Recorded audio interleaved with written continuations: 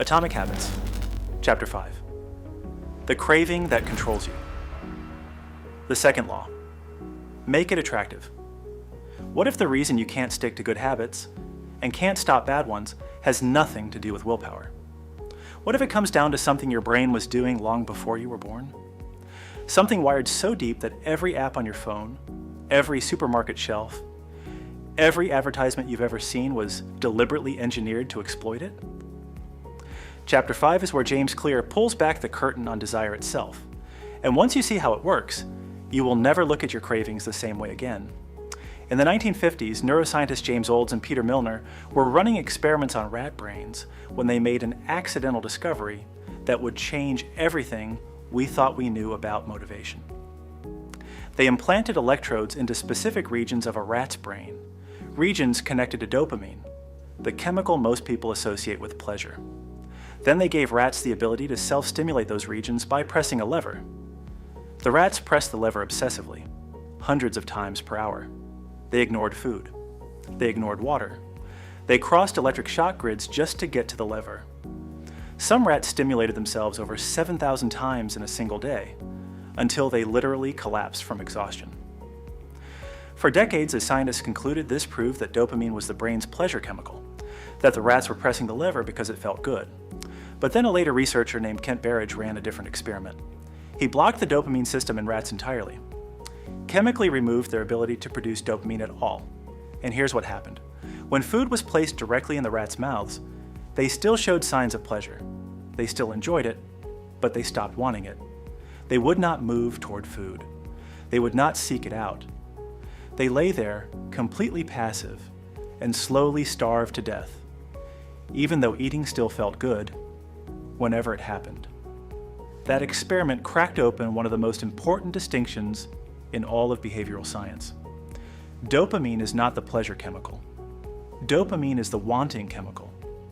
It fires not when you get the reward, but when you anticipate it. It's the craving, not the satisfaction, that dopamine drives. And that single insight changes everything about how habits work. Think about the last time you picked up your phone to check it, before you even saw what was there. Before you opened a single notification, your brain had already fired dopamine. The anticipation was the reward, and then you opened it. Maybe it was nothing interesting, maybe it was something you'd already seen. The actual experience was flat, disappointing even, but your brain didn't care, because by then, the dopamine had already done its job. It had moved you. It had made you pick up the phone. And the moment you put it down, the cycle started again. Another potential notification, another hit of anticipation. This is not an accident. Every major social media platform, every streaming service, every gambling app on the planet has been meticulously engineered around this exact mechanism. They don't need the experience to be satisfying. They just need the anticipation to be irresistible. Variable rewards, sometimes something interesting, sometimes nothing, are actually more addictive than consistent rewards because the uncertainty turbocharges the dopamine response. You're not weak for struggling with these things.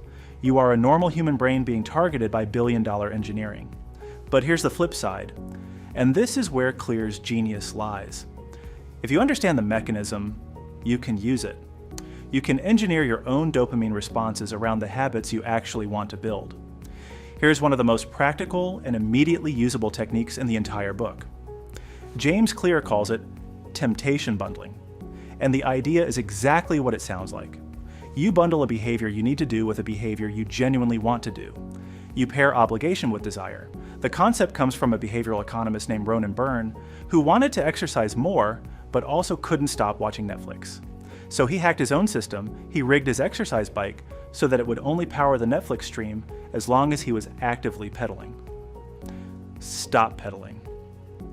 Netflix stops. Simple. Almost laughably simple. But it worked. Because it fused a craving he already had with a behavior he wanted to build. The dopamine that fired every time he opened Netflix was now also attached to getting on the bike. Over time, the brain began to associate the bike with the reward. The habit became attractive, not because exercise suddenly became fun, but because it was now the gateway to something he already wanted. The formula is straightforward. Only listen to your favorite podcast while cleaning the house. Only watch your guilty pleasure show while folding laundry. Only allow yourself that morning coffee after you've written your first paragraph. You're not eliminating the desire, you're redirecting it, pointing it at something useful. And your brain, because it runs on anticipation, starts to crave the whole bundle. Here's a part of this chapter that most people skip over, and it might be the most quietly powerful idea in it. James Clear argues that one of the strongest forces that makes a habit attractive is the culture around you. We don't just want things because of dopamine. We want things because the people around us want them. Think about it. If you grew up in a household where reading was normal, where books were everywhere, where adults talked about what they were reading, reading probably feels natural to you. Not a discipline, just something people do. But if you grew up in a household where nobody read, starting a reading habit as an adult feels like swimming against the current. The behavior itself hasn't changed, only the cultural context has. Humans are deeply, profoundly tribal animals. For hundreds of thousands of years, fitting in with a group was a survival strategy. Being different got you exiled. Being exiled got you killed.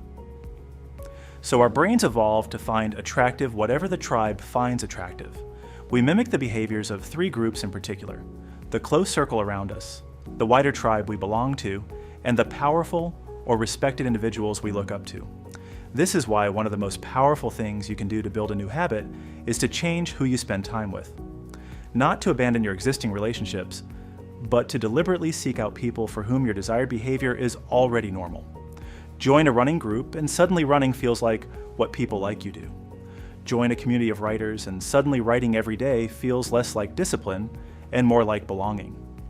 When the behavior is already attractive to the group, your brain stops fighting it. It starts wanting it instead. One last insight from this chapter, and this one is deceptively small, but lands hard if you let it sit. Clear talks about the difference between seeing habits as burdens versus opportunities. Most people frame their habits as things they have to do.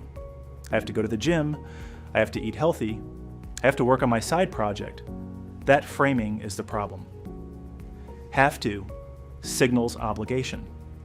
It signals that this is something being done to you, something you'd escape if you could. And your brain, which is always listening to how you talk to yourself, files that information away. This thing is unpleasant. Avoid when possible. Now try this. Replace every have to with get to. I get to go to the gym because my body works and not everyone's does.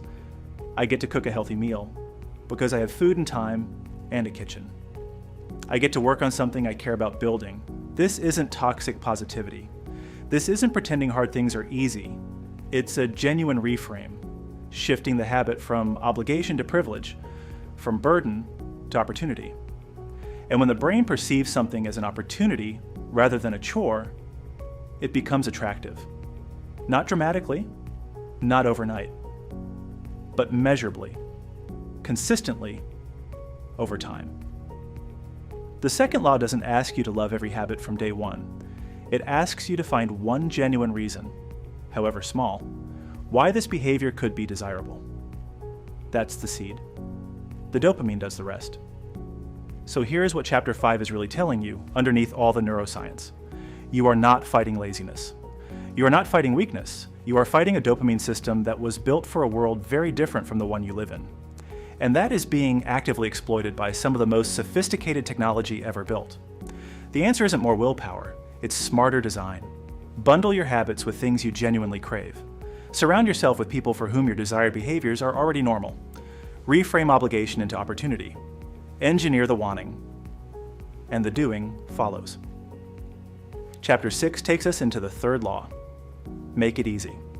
And this one will make you question every piece of productivity advice you've ever followed, because the secret to doing hard things consistently has almost nothing to do with motivation, and everything to do with friction. That's the next video. Before you go, pick one habit you've been struggling with and ask yourself, what could I bundle it with? What do I already want that I could attach to this? Write it down. Try it tomorrow. Then come back and tell me in the comments if it worked. And if this series is shifting the way you think. subscribe. Chapter 6 is where the practical tools get even sharper. I'll see you there.